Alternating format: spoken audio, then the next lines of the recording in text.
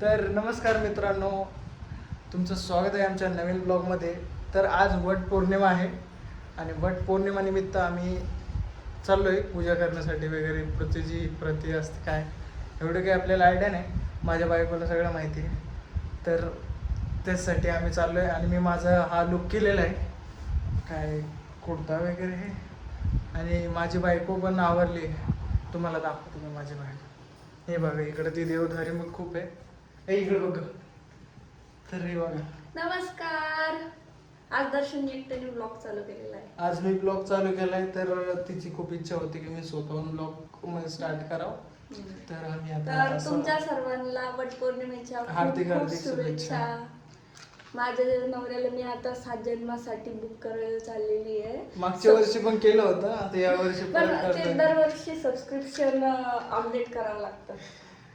तर तर चला आता update भेटतो आम्ही तुम्हाला तुम्हाला. पुढच्या Bye.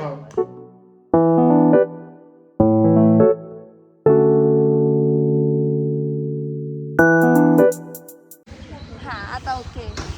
तर आता आमची वडाची पूजा वगैरे सगळं झालेलं आहे. मस्त छान शूट पण आम्ही आजच केलेलं आहे, कारण आम्हाला काल वगैरे शूट करायचं होतं, अगोदर पण करायचं होतं पण काही जमलं नाही. पण आज छान झालं आहे आमचं शूट. आणि कशी दिसते तू काय सांगितलं? कसं दिसतोय मी? माझा नवरा कधी पण छानच दिसतो. तर चला आता आपण मला ना थोडे अजून फोटो वगैरे काढायचे, तर आता दुसरीकडे जाऊ, कारण इथे भरपूर गर्दी वगैरे आहे. तर डबल भेटतो तुम्हाला. तर आता आम्ही मस्त एका ठिकाणी छान फोटो काढायला आलो होतो. म्हणजे हे पण एक मंदिरच आहे, पण खूप छान इथलं असं एकदम एस्थेटिक आणि खूप छान असं ट्रेडिशनल आहे हे मंदिर. तर खूप छान वाटतं इथे. तर आता इथे मस्त आम्ही फोटोज वगैरे काढलेले आहे आणि आता आम्ही घरी जाणार आहे, कारण संध्याकाळचे 5 वाजलेले आणि मी अजून पण उपवास आहे माझा. तर खूप भूक लागलेली आहे मला. तर आता पटकन काहीतरी खावं लागणार आहे, कारण खूप जास्त भूक लागलेली आहे मला. आणि मी तुम्हाला एकदम मंदिर दाखवते.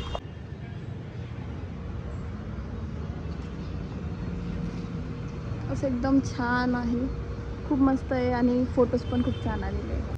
तर अशा मस्त छान वातावरणामध्ये आम्ही फोटोशूट केलेलं आहे ना. आणि आता आम्ही पटकन घरी जाऊ आणि घरी गेल्यावर भेटतो तुम्हाला परत.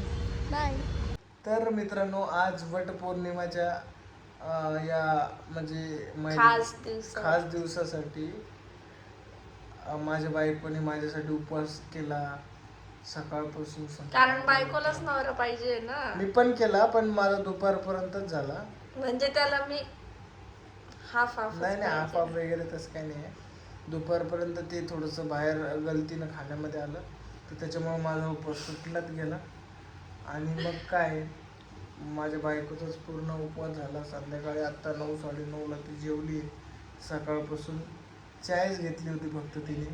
आणि दुपारी साबुदाणा खाल्ला होता 2 प्लेट. आणि एकच प्लेट. हां, तो एकदम निरंकार उपवास तिचा आज पूर्णपणे पार पडला. कारण मला तू मनापासून पाहिजे. तर तिला मी मनापासून पाहिजे आणि मलाही ती पाहिजे. मला वाटलं वरवर पाहिजे काय. नाही नाही नाही, मलाही ती. तुला काय वाटतं, खरं असतं का असं की म्हणजे हा उपवास केल्यावर खरंच 7 जन्म भेटत असेल म्हणून? नाही, ते माणसाचे जमिनीवरले पाप पुण्य हे मोजले जातात वरती, ते त्याच्यावर डिपेंड आहे ना. अच्छा, नाही पण मला नाही माहिती की खरंच 7 जन्म असतात की नसतात. पण मला हा जो जन्म भेटलेला आहे त्याच्यातच तुझ्यासोबत माझे सगळे स्वप्न पूर्ण करून घ्यायचे. माझं पण तेच म्हणणं आहे, ह्याच जन्मात आपल्याला हे सगळे पाप फेडायचे, म्हणजे पुण्य पाप सगळे एकत्र करायचे मिळून दोघांना. की मग म्हणजे पुढं जे आपलं इन फ्युचर म्हणजे जे आपण प्लॅन केलेले आहेत ते सक्सेसफुल मिळून करायचे आहेत.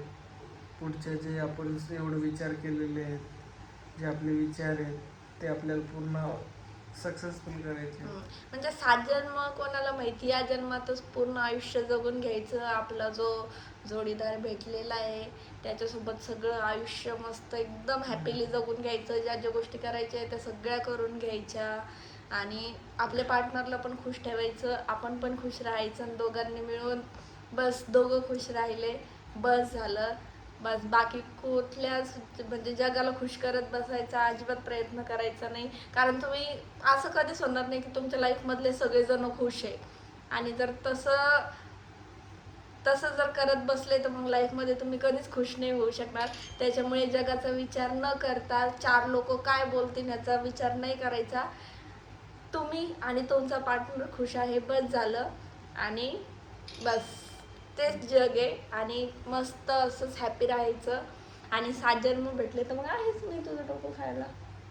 बरोबर आहे का नाही? हो, तुला आवडेल का मी तुझं 7 मला जन्म तोच डोकं खायला? आवडल. 7 जन्म. मी तुझा पिछा नाही सोडणार आहे. हम्म. कारण आता मला सांगा, मी आता याला या जन्मात ट्रेन करतीये, एवढं त्याला एवढं शिकवतीये, बायकोला कसं वागवायचं, कसे कामं करायचे. आणि मग प्रत्येक जन्मात मग मी काय नवीन नवीन शिकवत बसू का? तुला शिकवलेलं वाया जाईल ना मग. म्हणून तू माझ्याशीच लग्न करणार, माझ्याशीच प्रेम करणार. नाही, तुझ्यावर प्रेम आहे म्हणून तुझ्यासोबत लग्न करणार. येस. पण माझं प्रेम तर तुझ्या आत्मासोबत आहे, तुझ्यासोबत नाही आहे. मग माझी आत्मा तुझ्यासोबतच आहे ना. तर ती कुठे आहे? मला दिसत नाही. आत्मा दिसत नसते, तू दिसती. मग आत्मा दिसत नसती ना, कसं काय दिसल? तर मित्रांनो, आमचे काय असेच छोटे मोठे जोक होत राहतात. पण तुम्हाला आमचे व्लॉग्स कसे वाटताय ते कमेंट्स मध्ये नक्की सांगा. आम्ही जास्त व्लॉग्स नाही टाकू शकत आहे बिकॉज दर्शनचा दिवसभर जॉब असतो, मी पण दिवसभर घरी नसते आणि त्यामुळे आम्हाला शूट करायला टाइम नाही मिळत. पण आम्ही ट्राय करणार आहे की आम्ही जास्तीत जास्त व्लॉग्स पोस्ट करू. आणि अशामध्ये काय झालं की आम्हाला संडेला पण टाइम नाही मिळालेला की आम्ही कुठं जाऊ, थोडंफार एक्सप्लोअर वगैरे करू किंवा काही नवीन ट्राय करू.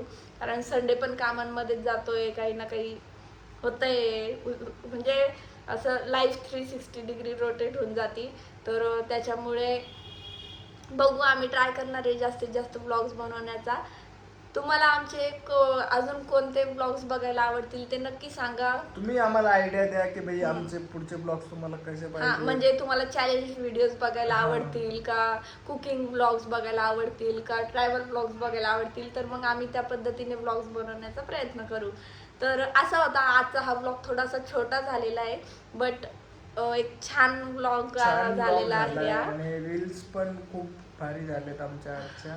हा ज्या तुम्ही बघशाल तर नक्की आवडेल तुम्हाला. आणि कमेंट मध्ये पण नक्की सांगा कशा वाटल्या तर. यस. तर चला भेटूया आपण नेक्स्ट व्लॉगमध्ये. तोपर्यंत आमच्या व्लॉग्सला, आमच्या चॅनलला खूप सारं प्रेम द्या आणि असंच सपोर्ट करत राहा. तर भेटूया नेक्स्ट Next व्लॉगमध्ये. vlog. तोपर्यंत बाय बाय बाय. बाय.